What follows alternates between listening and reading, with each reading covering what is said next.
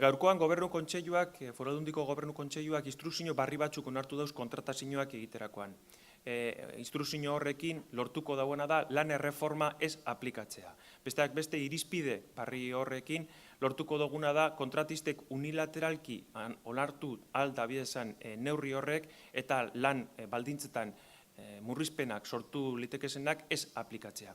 Besteak beste instrukzio horretan edo neurri horretan beste klausula sozial batzuk ere onartu dira euskera sustatzeko, kolektibo batzuei lana sortzeko, lan segurtasuna sustatzeko eta subkontratazioari buruzkoak ere. El Consejo de Gobierno de hoy en la Diputación ha aprobado unas nuevas instrucciones para la contratación de manera que se evitará la aplicación de la reforma laboral.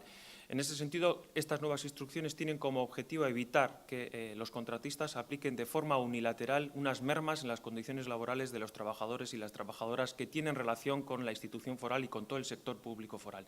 Asimismo, las instrucciones también recogen una serie de cláusulas sociales en las que se pretende promocionar mayor seguridad en el trabajo, se pretende promocionar el euskera, la igualdad de género y también medidas concretas respecto a la subcontratación y la contratación de determinados colectivos que son más desfavorecidos en la sociedad.